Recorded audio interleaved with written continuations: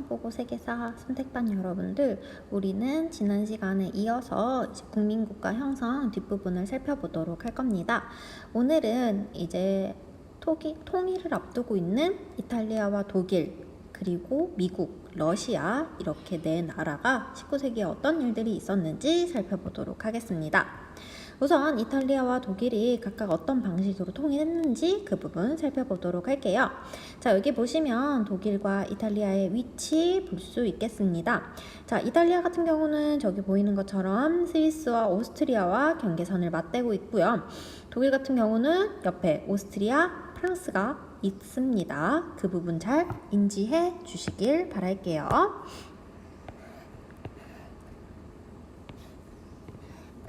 다 연관성이 있기 때문입니다.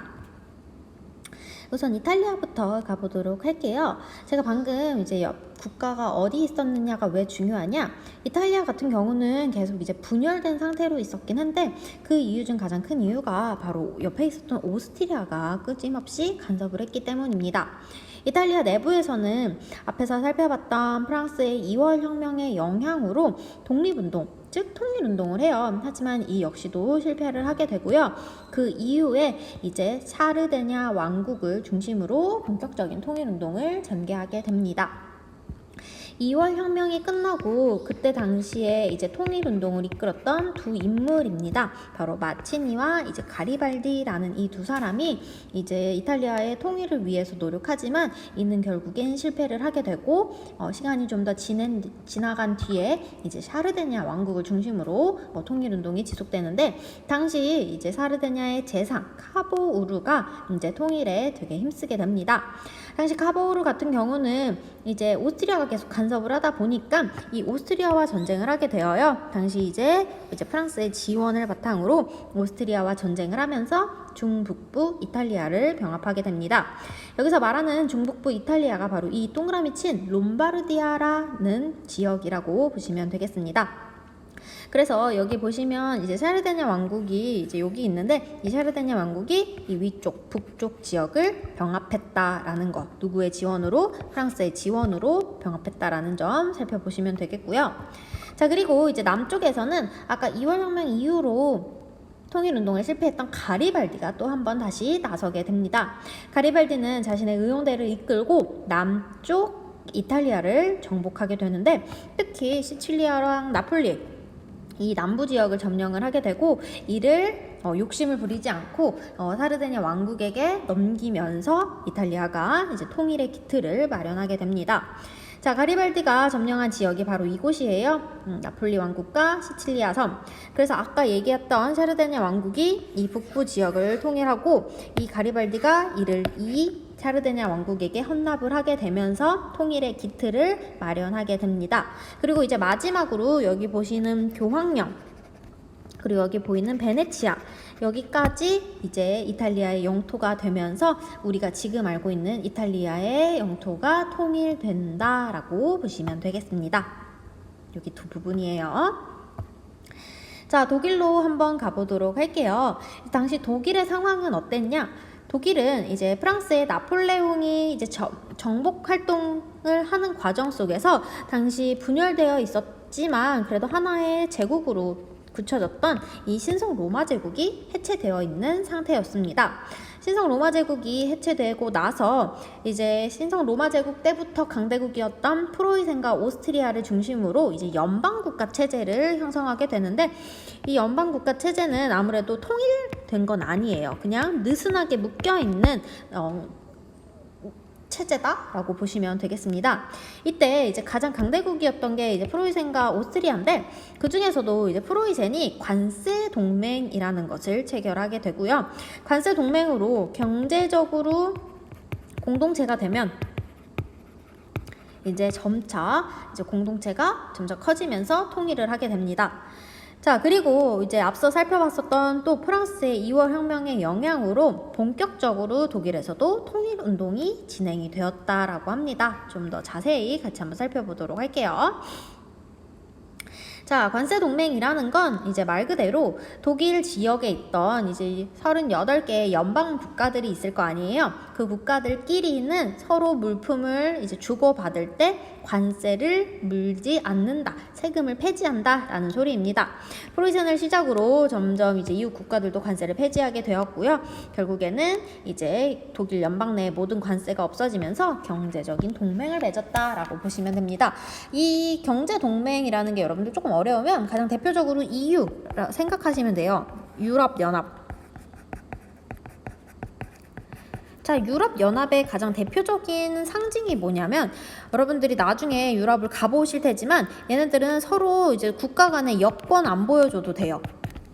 그리고 이것뿐만 아니라 얘네들 공동화폐 쓰잖아요.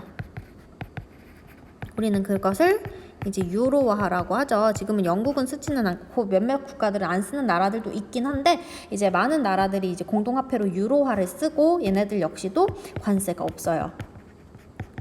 자, 이런 식으로 처음에 관세부터 없애고 그 다음에 화폐도 만들고 그 다음에 여권도 없애는, 이게 점점 이제 공동체가 되는 과정인데, 그 공동체가 되는 과정의 첫 번째가 바로 관세를 폐지하는 것이다 라는 거 보시면 되겠습니다. 자, 그리고 이제 이월혁명, 프랑스의 이월혁명 이후로 프랑크푸르트라는 이제 도시에서 회의가 열리게 되어요. 그래서 독일이라는 나라가 이제 통일을 해야 되는데 어떻게 통일을 할 것인가와 관련해서 이제 통일에 대한 논의를 하게 되는데, 자, 두 가지 의견이 갈등하게 됩니다. 그래서 여기 보시면 프로이센이 주도를 하고 오스트리아를 제외하자라는 소독일주의와 아니다, 오스트리아도 포함하자라는 대독일주의로 나뉘게 됩니다. 근데 뭐 지금으로 보면 오스트리아 같은 경우는 다른 나라가 됐죠, 독일과는. 자, 그리고 이제 독일의 통일운동하면 여러분들이 꼭 기억해야 될 인물, 이 사람이에요. 바로 비스마르크라는 사람입니다. 비스마르크는 프로이센의 재상이었는데, 자, 이 사람은 통일을 할 때 뭐가 필요하냐라고 얘기를 하는데 바로 철과 혈, 피가 필요하다고 주장을 합니다. 그 말은 즉슨 독일은 통일을 할 때 자유주의가 아니라 군비 확장에 주력을 해야 된다. 독일의 통일 문제는 다수결의 원칙이 아니라 오직 철과 피에 의해서, 즉 전쟁에 의해서 해결될 수 있다라고 주장을 한 게 비스마르크이고, 실제로 비스마르크의 말처럼 여러 가지 전쟁을 통해서 결국에 독일은 통일을 하게 됩니다. 자, 한번 보도록 할게요. 자, 일단 독일은 이제 덴마크와의 전쟁에서 승리를 하게 되고요. 그 다음에 어떻게 보면은 가장 숙적이라고 봤을 프로이센과 오스트리아, 이런 숙적이라고 봤던 이제 오스트리아와의 전쟁에서 승리를 하면서 북독일 연방을 만들게 되고, 그리고 프랑스와도 전쟁을 하게 됩니다. 이때 당시에 프랑스의 황제가 나폴레옹 3세, 우리가 원래 알고 있던 나폴레옹의 조카가 이제 이 전쟁으로 인해서 몰락하게 되고요. 이 전쟁에서 승리한 독일 같은 경우는 이를 기점으로 이제 독일 통일의 목적을 달성하기 시작을 합니다.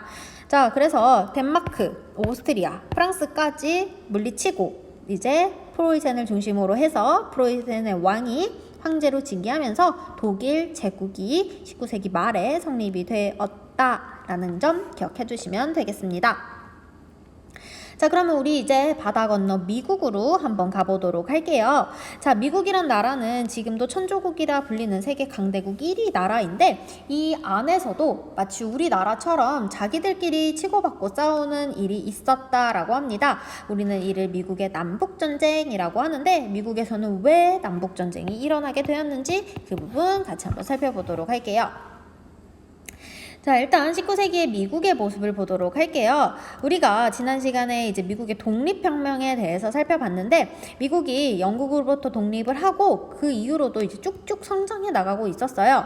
자, 영토적으로도 보면은 원래 여기 동부에 있는 13개 주만이 처음에 독립했을 때 이 미국의 영토였다면 점점 서쪽으로 영토를 확장하고 있는 모습을 볼 수 있겠습니다. 그러면서 이제 거대한 영토, 자원, 인구, 시장을 바탕으로 엄청나게 경제 성장을 하고 있는 중이었다. 근데 이제 미국 같은 경우는 워낙 땅덩어리가 크다 보니까, 땅덩어리가 커서 기후도 다르고 뭐 시차도 다르고 막 이러다 보니까 특히 남과 북의 산업의 차이가 굉장히 컸어요. 자, 남쪽 같은 경우는 날씨도 엄청 따뜻하고 사계절 내내 온화하고 막 이런 지역도 있잖아요. 그래서 이런 지역에서는 주로 목화를 재배하게 되고요. 아무래도 목화를 재배해서 이를 수출해서 이제 돈을 벌어야 되잖아요. 그렇기 때문에 수출이 자유로운 자유무역을 지지하게 되고요. 이 목화밭에서는 노동자가 아닌 노예가 일하는 게 굉장히 편해져. 왜냐면 자기 집에서 먹고 자고까지 하면서 매일 365일 24시간 이제 노예가 목화를 재배를 해야 되니까 이러한 노예제를 찬성하게 됩니다. 그리고 이제 남쪽 같은 경우는 이때 당시에 굉장히 이 목화 산업으로 돈을 많이 벌게 되면서 굳이 미국이라는 한 울타리에 속해 있지 않아도 된다? 뭐 그렇게 뭐 당연히 속해는 있지만 뭔가 좀 더 독립적이었다라는 점을 좀 기억해 주시면 되겠고요. 북부 같은 경우는 반대로 이제 자원, 철강석이나 이런 자원들이 굉장히 풍부했어요. 그래서 이런 자원들을 바탕으로 이제 상공업이 발달하게 되는데, 자, 아무래도 이 상공업이라는 건 자원을 가지고 물건을 만들고 그런 거잖아요. 자, 여기서는 얘네들은 아무래도 이제 후발주자다 보니까 유럽에 비해서는 이들은 이제 무역을 보호해주는 자기네 이제 국가, 우리나라의 무역을 보호해서 뭐 다른 나라에서 물건이 수입해오고 이런 것들을 좀 관세도 세게 매기고 이래서 자국 내에서 자신들의 물건을 잘 팔릴 수 있도록 이제 다른 나라에서 수입을 해오는 것보다 이제 국내에서 생산을 해서 국내에서 파는, 그래서 보호 무역을 이제 지지를 하게 됩니다. 그리고 이제 공장 같은 경우는 노예보다는 이제 돈을 받고 싼 임금으로 노동을 하는 노동자가 훨씬 더 필요했다라고 해요. 그러다 보니까 당연히 노예보다는 노동자가 필요했기 때문에 이제 노예 제도를 반대를 하게 되죠. 자, 그래서 이러한 약간 경제적인 차이가 남과 북의 갈등을 야기하기 시작을 합니다. 특히 어떤 문제로? 바로 이 노예제 문제로 갈등을 하게 되죠. 자, 요게 가장 단면을 잘 보여주는 사진이다. 여러분들 교과서에도 있는데, 남부 같은 경우는 이런 식으로 흑인 노예가 이제 목화 농장에서 일을 하는 모습을 볼 수 있고요. 북부 같은 경우는 이런 식으로 이제 물건을 만드는 이러한 상공업이 발달하고 있는 모습을 볼 수 있겠습니다. 자, 그런데 이런 갈등이 있었긴 했는데 뭐 얘네가 같은 나라 안에서 굳이 그렇게 싸울 필요까지는 없었는데 어떻게 하다가 이제 전쟁까지 가게 됐냐? 자, 이 미국이라는 큰 나라에 이제 대통령 선거를 하게 되는데, 당시 이제 노예제 확대를 반대하던, 우리가 잘 알고 있던, 한 번쯤 들어봤을 만한 링컨이 대통령이 돼요. 그러다 보니까 당연히 노예 제도가 필요했던 남부에서는 강력하게 반발을 할 수밖에 없었고, 당시 남부의 주요 7주가 이 연방을 탈퇴하게 됩니다. 그렇게 연방을 탈퇴하게 되면서 본격적으로 남과 북의 갈등이 눈에 보이게 되고 결국에는 이제 전쟁까지도 이루어지게 되는데요. 자, 이런 식으로 남북 연합이 이렇게 나뉘어져 있는 모습을 볼 수 있겠습니다. 자, 여기 보시면 이제 대부분 이제 위에 북부 쪽은 자유주, 그리고 밑에 파란 남부 지역은 이제 노예주다라는 거 이렇게 살펴볼 수 있겠고요. 자, 이 전쟁 같은 경우는 초반에는 이제 남부가 우세하게 되는데, 이 전쟁 중간에 링컨이 노예를 해방한다라는 노예 해방 선언을 하게 되면서 아무래도 이제 전 세계 이제 점점 노예라는 건 안 좋은 거다라는 비판 의식이 커지면서 이제 노예 제도를 없애는 링컨과 북부를 지지하는 여론이 형성이 되고요. 결국에 이런 여론을 바탕으로 이제 북부가 승리를 하게 됩니다. 우리나라 같은 경우는 아직 남과 북의 전쟁이 끝나지도 않았을 뿐더러 이제 조금 위험한 상황도 오긴 하지만, 오히려 미국 같은 경우는 이런 식으로 남북 전쟁을 겪고 오히려 미국에게는 더 좋은 일들이 일어났다라고 해요. 이 전쟁이 끝나고 나서 오히려 단합이 더 잘 되게 되었고요. 아까 전에 이제 미국은 이제 점점 서부 개척을 했다라고 하는데, 이 서부 개척과 동시에 여기에 대륙 횡단철도까지 만들게 되면서 이 동서가 교류가 활발해지게 됩니다. 그리고 이제 미국이라는 새로운 나라는 결국엔 이민자들이 만든 나라이잖아요. 그래서 처음부터 이민자들이 만든 나라여서 그런지 끊임없이 이민자가 유입하게 되고, 이 이민자들의 유입으로 노동력이 많아지게 되고, 그리고 새로운 사람들이 많아지면서 시장도 확대되면서 미국이 세계 최대 공업국, 즉 선진국으로 발전할 수 있는 계기가 되었다라고 보시면 되겠습니다. 어떻게 보면 전화위복이다. 전쟁을 겪고 오히려 미국이 성장할 수 있는 발판이 되었다라는 점으로 기억해 주시면 되겠습니다. 자, 이렇게 대륙 횡단 철도가 이렇게 동쪽부터 서쪽까지 이어지고 있다라고 해요. 자, 마지막으로 우리 러시아로 한번 가보도록 할게요. 러시아는 이제 유럽이라고는 하지만 굉장히 대륙의 대부분은 아시아, 시베리아 벌판을 걸치고 있는 나라예요. 유럽의 끝자락이다 보니까 유럽의 선진 문물들이 가장 뒤늦게 들어오는 곳도 러시아고, 그러다 보니까 다른 유럽에 비해서는 조금 낙후되었다라고 보시면 되는데, 이러한 러시아에서도 여러 가지 개혁이 펼쳐지게 된다라고 합니다. 어떤 개혁들이 펼쳐지게 되는지 한번 보도록 할게요. 일단 19세기 러시아는 뭐 이렇다 할 혁명이 일어나는 것도 아니고, 러시아는 여전히 황제가 전제 정치를 하는 모습이었어요. 자, 러시아의 황제를 차르라고 해요. 여기 밑에다가 제가 적어 놓았는데, 그리스 정교, 동방 정교를 믿는 슬라브 민족의 문화권의 군주를 차르라고 합니다. 그래서 여기는 여전히 아직까지도 절대 왕정 시대를 벗어나지 못한 모습이고요. 그리고 지금 미국에서는 노예 제도가 해방되고 있는데, 여기는 아직도 농노제가 유지되고 있는 그러한 좀 더 낙후된 후진적인 모습을 볼 수 있겠습니다. 이런 와중에 이제 당시 이제 젊은 군인 장교들이 우리나라는 너무 후진적이다, 아직도 전제 정치고 다른 나라는 뭐 공화정이네, 입헌군주제네 하는데 라고 하면서 젊은 장교들이 반란을 일으키게 되는데, 그것을 데카브리스트의 봉기라고 합니다. 자, 한번 보시면 당시 제가 이전에 프랑스가 러시아 원정을 했다라고 했잖아요. 러시아가 대륙 봉쇄령을 어기면서.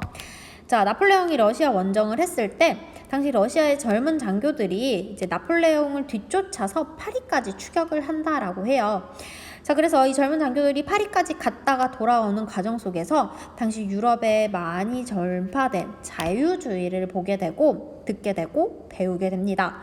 그런데 아직 러시아에는 자유주의가 파다하게 퍼져 있는 상황이 아니었기 때문에 이 자유주의를 듣고 배운 젊은 장교들은 이제 우리 러시아도 좀 더 자유주의로 나가야겠다 하면서 이제 입헌 군주제를 목표로 봉기를 일으키게 되는데, 물론 결국에는 이제 실패를 하게 되죠. 하지만 이제 러시아 안에서도 뭔가 개혁의 움직임이 보이는 시작이었다라고 생각하시면 되겠습니다. 여기 이렇게 장교들이 반란을 일으키는 그런 모습을 볼 수 있겠고요.